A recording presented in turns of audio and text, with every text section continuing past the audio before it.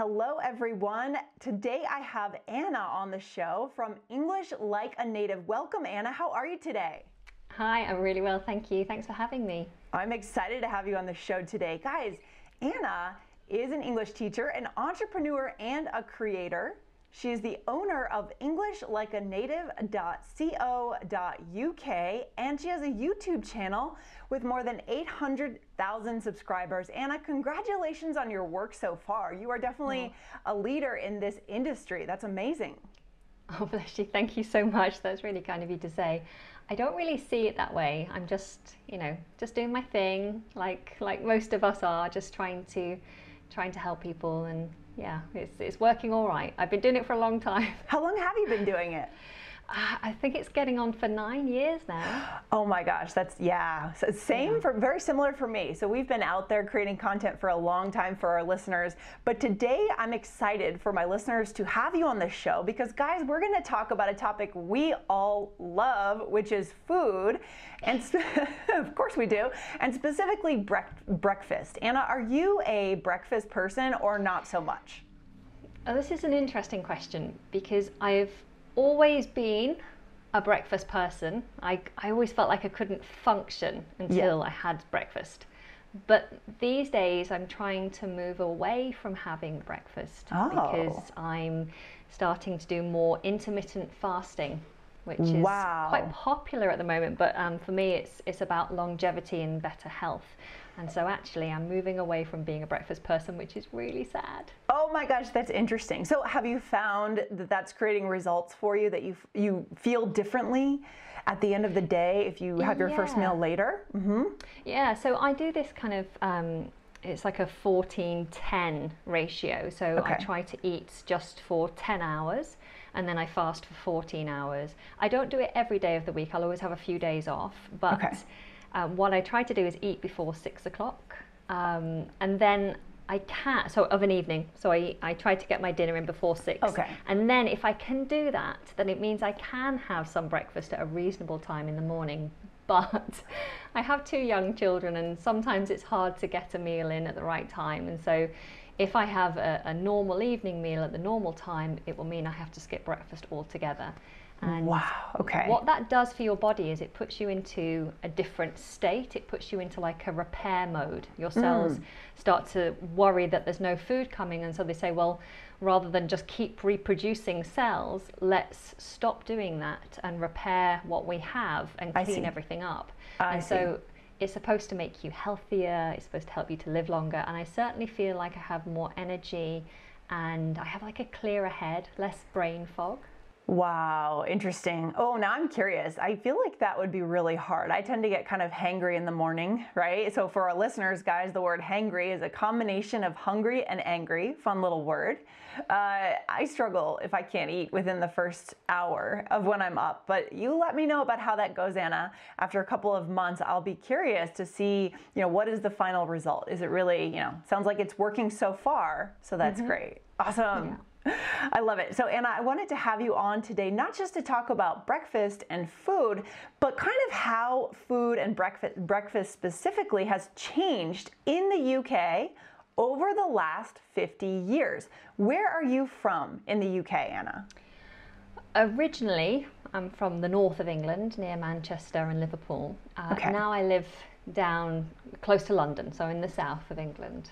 Okay, excellent. And so let's talk about this a little bit. I mean, I have some things to share with our listeners about how American breakfast has changed, but I'd like to hear from you first. What was it like 50 years ago? Or let's say 70 years ago in the mid-1900s, right? In the 50s. Yeah. And what is it like today? Yeah. So I wasn't around at that time. Right, sure. Neither was I. But I do know that, we were coming out of the world wars that happened in the early part of that century. And in the UK, we still had rationing going on in the 50s. So they were still rationing things like eggs and meat. And so breakfasts were quite plain, really. Egg on toast was a staple, as well as cereals. And always with an English breakfast, something that's never changed is tea. A cup of tea Yes. is the first thing you start with. Oh And my then, gosh. yeah, toast, eggs, maybe jam on toast. Yes. But nothing too lavish. Nothing too extravagant. It wasn't the time. People didn't have the money, right? Just after the World War II. We could do a whole other episode together, Anna, on tea culture. I would love to learn more about that, the right way to hold your teacup. I mean, there must be so much etiquette in British culture around tea, I would imagine. Yeah, I mean, I've got cupboards full of tea and tea leaves and teapots and tea strainers. Sure. But you know, a good old tea bag in a mug, it goes down pretty well. Goes down pretty well. I love it. I love it. So a very basic kind of atmosphere. And I'll just throw out the American side of breakfast in the 1950s then, and then we'll go to current day for both cultures. So guys, in the US, you know, in the 1950s, you know, we had the famous diner, right? I'm not sure when have you ever heard of a diner, Anna? I'm sure you have. I'm sure you've traveled and have heard of it. Yeah. Well, we have Stranger Things. No, we have a lot of American culture TV here, and so, you know, diner is a very iconic American, like cafe. It would be a cafe or a cafe for us. Exactly. Do you have any roller diners? Do the waitresses really wear roller skates? I've seen that, yeah. I've seen where we have more of a drive, I think they call it a drive-in, where you drive into a little kind of kiosk for your car and the waitress comes outside and skates around your car, takes your order, then skates back in, and then skates out with your food. So yeah, that is a thing that you find when you take a typical American road trip, you would find that out in the countryside. But the diner was invented in, I believe, in the Northeast in New Jersey. And guys, if you've never been to a diner, it looks like a traditional railway dining car, right? That's kind of what it's traditionally been modeled after. So I remember going when I was a kid to a little diner and thinking, oh, it looks like a train. That's interesting. So bad coffee, bad bottomless coffee, greasy food, right? But also very basic, Anna, similar to what you said, which makes total sense for that time period. But now we can still go to diners any time of the day and enjoy basic food. You're not there for the quality of the food, right? Yeah. And you know, I always find that if it's more unhealthy, then it's cheaper. So you're going to get more, well, it's funny you say more for your money, because actually the more you pay, you tend to get smaller portions and, you know, healthier food. But you just have to think of it in the right way. That's true. When you go to a very fancy restaurant, at least in the US, you often get a tiny portion. Not sure whether it's always super healthy, but we never know what those chefs kind of put in there, butter, cream, all these things. But yeah, so that is kind of where American breakfasts were in the mid 1900s, you know, just basic food, huge menus, diners. And now, where are you at in breakfast culture? I know a lot of different people like a lot of different things, and Anna, you don't eat breakfast, but what are people dining on for breakfast nowadays in the UK? So over the decades, there have been shifts towards different styles of breakfast. So we went to the continental breakfast, like in the 1980s, which was, you know, the croissant for breakfast, and cheese and ham with breakfast, which we'd never really done before. And then we moved to a more American style of breakfast. So we started having things like bagels and pancakes coming in, waffles, things that we hadn't previously had. And that was like 80s into 90s that we started having those. And then a more healthy breakfast kicked in the 2000s, which was the granola, fruit, you know, just being a little, like paring it back a little bit. Because something I haven't mentioned actually is the traditional English breakfast, which is the full English breakfast. We have these cafes called a greasy spoon. It's literally the umbrella term for these types of cafes where they sell a full English breakfast. It's a greasy spoon. Got it. And I mean, you can have a healthier version, but generally it's unhealthy because it's just bread dripping in fat, and we have something called a black pudding.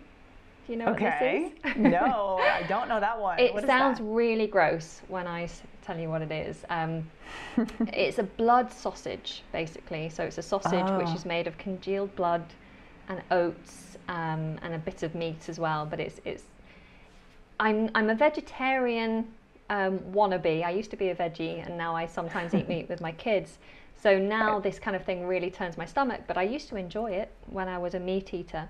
Interesting. But yeah, the black pudding is part of a full English breakfast, and it's just this huge mountain of food that people would eat. And although you can still get a traditional English breakfast in most places, it's not like the staple breakfast that you'd have, or maybe it's a Sunday treat that people would put together in the home. Okay.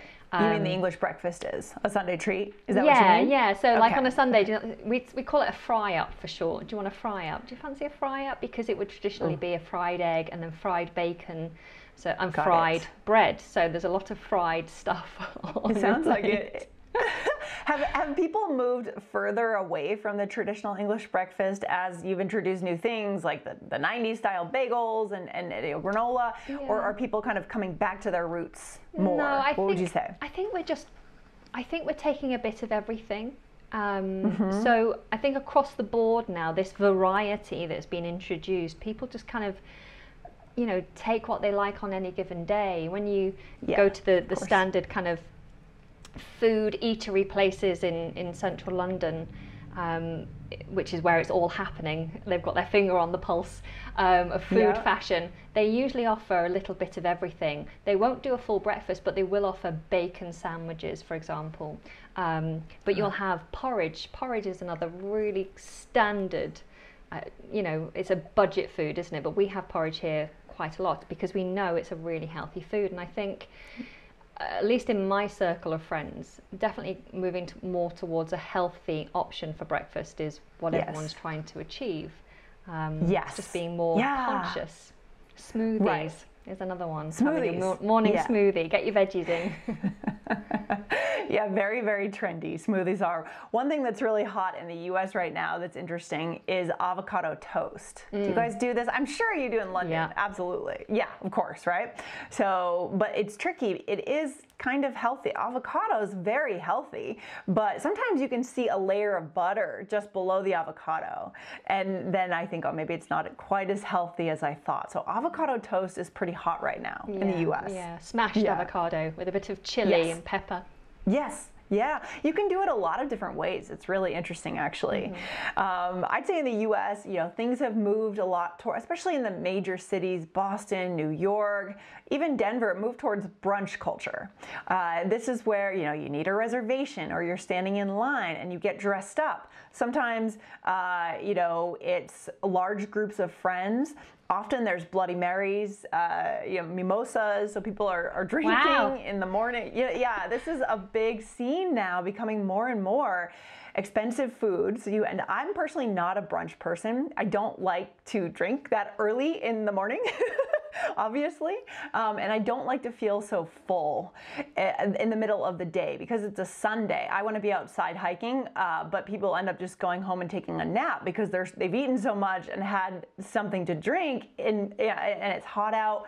But this has become really, really trendy. So we've moved towards more expensive foods, kind of food being a scene.